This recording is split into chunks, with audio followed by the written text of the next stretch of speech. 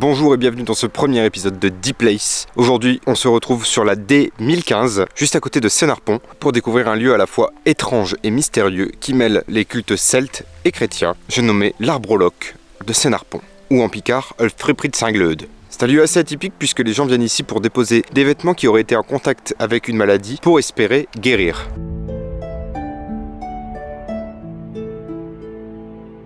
La croyance a commencé en 1499 lorsque la peste noire s'arrête juste ici et n'atteint pas Sénarpont. Et donc le chambellan de Louis XII qui habitait dans le château de Sénarpont a fait construire une chapelle ici à l'effigie de Saint-Claude. En 1638, on a une seconde peste qui vient s'arrêter juste ici. Donc là, la croyance commence vraiment à être fondée.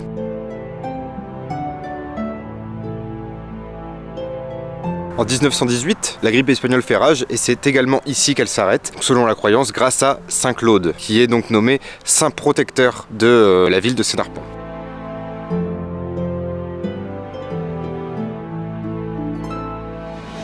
Avec le temps et les guerres, la chapelle qui était ici, elle est détruite. Et du coup, on accroche la statue de Saint-Claude dans un arbre qui est juste à côté. Et donc c'est à partir de ce moment-là où on accroche cette statue que les deux croyances, donc celte et chrétienne, se rejoignent. Puisque la croyance celte, donc c'est le culte des arbres. Et la croyance chrétienne, donc le culte de Saint-Claude. Malheureusement, cette statue de Saint-Claude, elle a été volée en 1968. Donc on n'a plus de statue de Saint-Claude.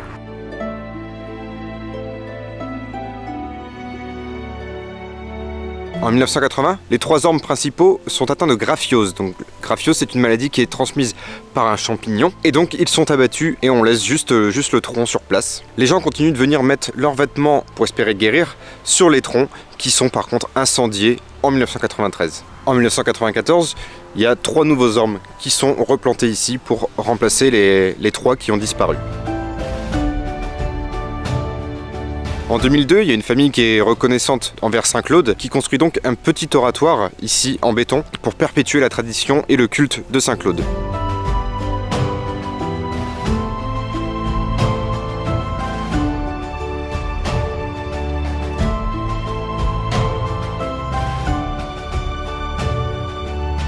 En 2010, malheureusement, il y a 2 des 3 nouveaux ormes qui sont brûlés. Cependant, on voit qu'il y a des nouveaux ormes qui poussent et qui sont plantés.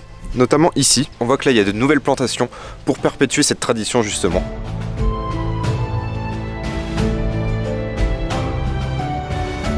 Une fois que les gens avaient déposé leurs vêtements sur les troncs, ils récitaient une prière à Saint-Claude pour espérer guérir et renforcer le pouvoir de guérison de ce lieu.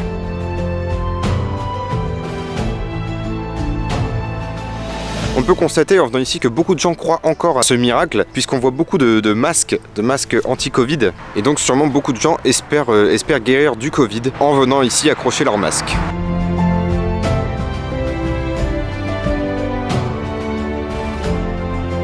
Quand on vient ici, on se rend compte qu'il y a beaucoup d'habits qui sont très vieux, très abîmés, très pourris par le temps. Notamment ici, on voit que c'est vraiment très pourri, très vieux.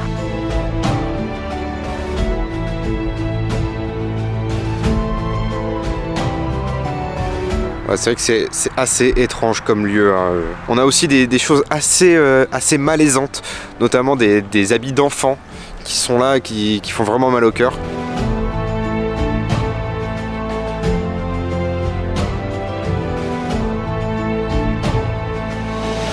J'ai l'impression qu'il y a eu pas mal de femmes qui sont venues ici parce qu'on retrouve beaucoup de soutifs, de soutiens-gorge. J'imagine que c'était pour espérer guérir du cancer du sein, je pense. Voilà, ici on voit que il y a des soutiens-gorge un peu partout, des soutiens-gorge, des maillots de bain, on a même des culottes, c'est étrange, on a beaucoup de chaussettes, beaucoup de vieilles loques un peu étranges, et en plus on peut s'enfoncer vachement loin dans la forêt, j'ai l'impression. Voilà, il y a des gens qui viennent accrocher là-bas relativement loin leurs habits.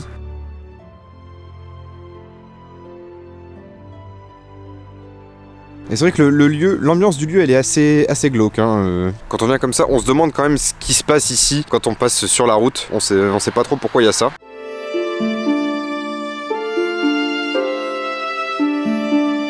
On a même quelqu'un qui est venu de la Meuse pour espérer guérir d'une maladie. Je ne sais pas laquelle, évidemment. J'ai trouvé un gilet orange du département de la Meuse.